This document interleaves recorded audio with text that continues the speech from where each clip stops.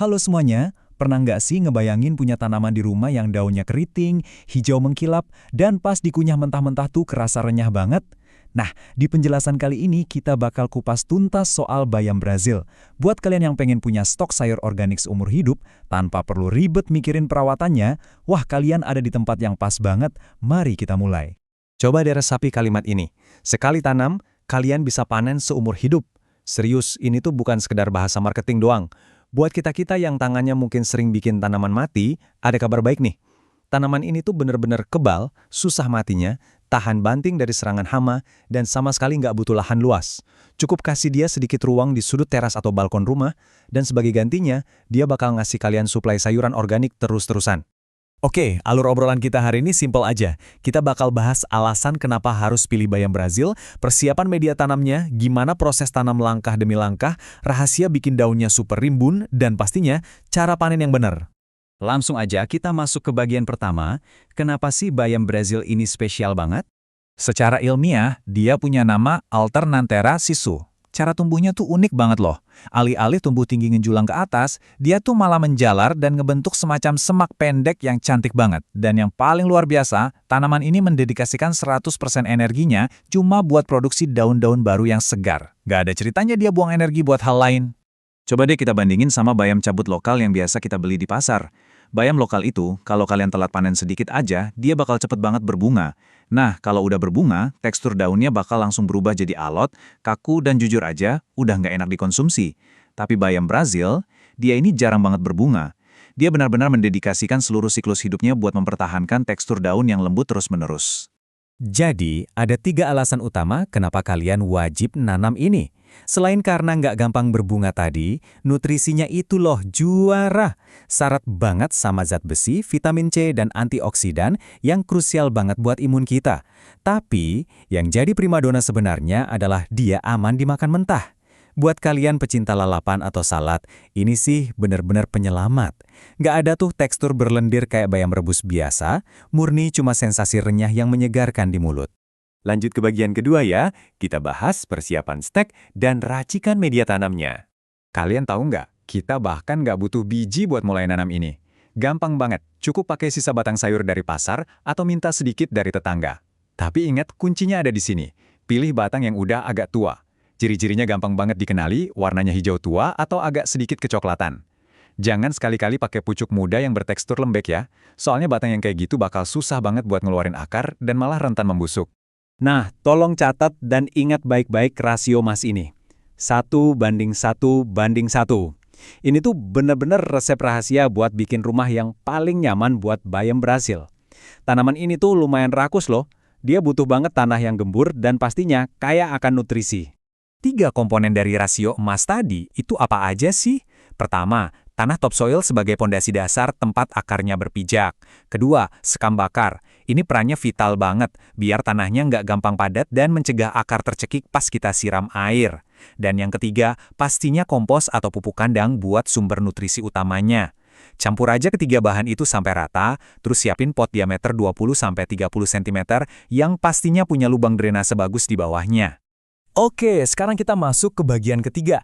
Gimana sih proses tanamnya secara langsung? Praktiknya gampang banget kok. Langkah pertama, potong batang sekitar 10-15 cm. Kedua, sisain cuma 2-3 helai daun aja di pucuk paling atas.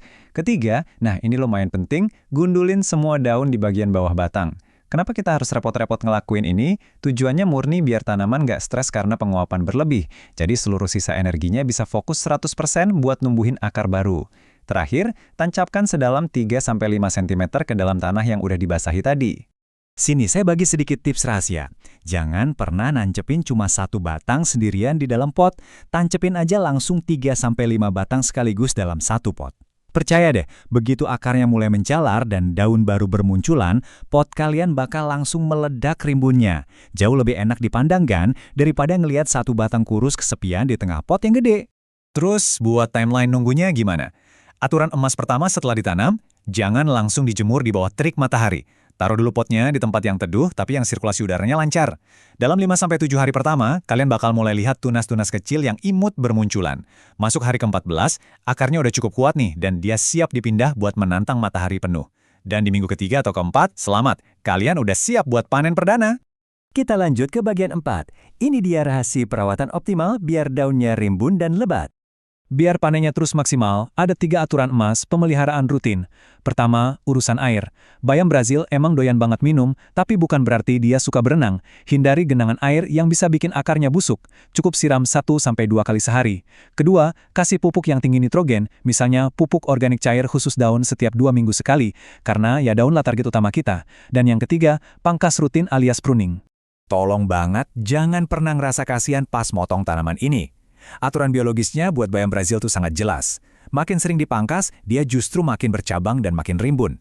Kalau kalian biarin aja tumbuh liar tanpa dipangkas, dia malah bakal menjulur panjang, kurus, dan rentan patah.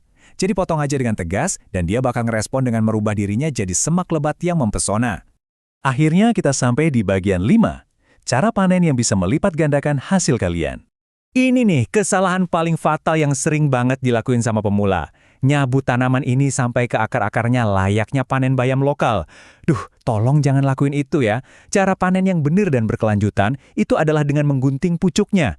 Ambil bagian pucuknya beserta 3-4 helai daun ke arah bawah batang. Kenapa sih teknik menggunting ini krusial banget?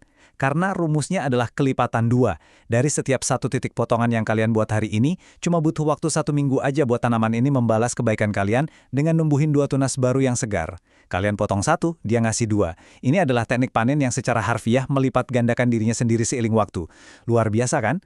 Hasil panen yang melimpah ini pastinya super serbaguna di dapur. Bayangin deh kalian menumisnya pakai bawang putih yang harum, atau menjadikannya topping hijau sehat buat mangkuk mie instan hangat kalian. Mau dibikin camilan, goreng aja perlahan jadi rempeyek yang super renyah. Atau kalau mau yang simple, sajikan mentah-mentah sebagai salad segar dengan siraman sesame dressing. Wah, dijamin semuanya mantap. Jadi, lahan yang sempit atau kurangnya pengalaman berkebun itu udah bukan alasan lagi ya buat menunda. Pertanyaannya sekarang, kapan nih kalian bakal nancepin batang bayam Brazil pertama kalian ke tanah? Jadikan sudut terang di teras rumah kalian sebagai sumber sayuran organik yang abadi. Kira-kira menu apa yang pertama kali bakal kalian coba bikin dari panennya nanti? Terima kasih udah ngikutin penjelasan visual ini. Mari bereksperimen dan selamat berkebun.